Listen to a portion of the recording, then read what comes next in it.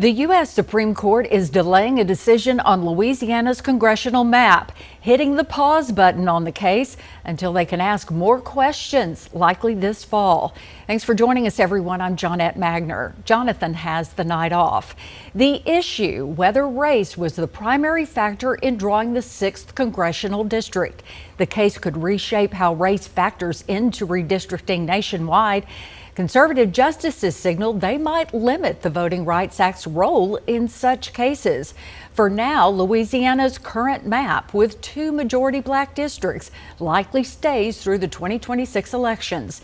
The case stems from a broader legal fight sparked by the 2020 census. That district, which runs from Shreveport to Baton Rouge, is at the heart of the debate.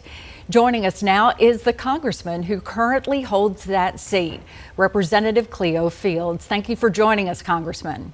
It's good to be with you, and thanks for having me on your program. So today's decision was really a non-decision. What are your thoughts on the action that the Supreme Court did not take today? Were you surprised? Yes, I guess we all were surprised. I mean, we assumed that the Supreme Court would, basically rule on the case today or make their ruling public. We were a little disappointed that they punted the issue, but I think they realize how important this issue is and what ramifications it's going to have for the nation. So I'm not upset with them for taking their time. But look, we need some finality to this whole redistricting. I mean, the district was drawn, it's very clear. It was not drawn solely based on race. Politics played a very key role. I know because I was there in the drawing of this district. And the Supreme Court, they have requested both sides to come back to the court and rebrief it and give some oral arguments in the future. So what information specifically do you think the justices are seeking that they don't have right now? Look, your guess is as good as mine, because I mean, I think the calamity that they have is they have now taken the Voting Rights Act and then they pushing it, against the 14th Amendment.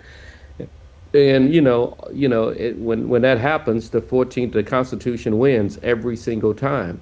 But if they go that route, then what implication it's going to have on voting rights cases all across this country? So I think they're in a quagmire. I mean, the evidence in the case is very clear. The record is very solid. Race was not the predominant factor in the creation of this district. It was strictly politics. And I don't know why they delayed the decision. I mean, I think the decision is inevitable.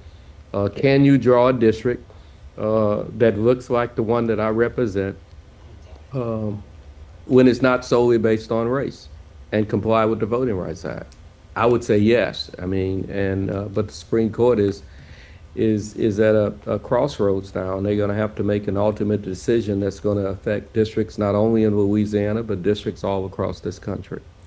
So, I think back 30 years ago, you were right here in a district almost identical to the one that you are in now, and the courts threw it out. What's different today? Yeah, what's different today is the way it was drawn. 32 years ago, when we drew the old 4th Congressional District, we did not pay careful enough attention to the law. I mean, we were just drawing lines. If somebody wanted the district to come to Shreveport, they took it to Shreveport. They wanted more in Monroe, got more in Monroe. This time we were very strategic. We wanted to make sure that we complied with all redistricting principles, and race. We made absolutely certain that race not be the predominant factor in the drawing of the lines. As you know, when we first started this whole fight a couple years ago, the district was different. The district did not come to Shreveport. It went to Monroe. It was, in my view, a little bit more compact. But the political process forced the district to go to Shreveport, from Shreveport to Baton Rouge.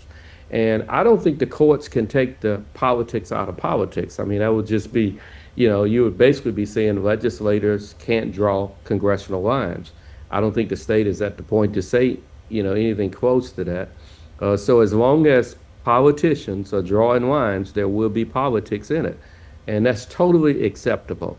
And you know, the plaintiffs that filed the lawsuits basically said that their rights are trampled on under the 14th Amendment because it was a racial gerrymander. I don't think it was. I was there. It was politics. All right, thank you so much for joining us, Congressman Fields, to Thank you. discuss this very important case that we all know the whole nation is watching. Thank you.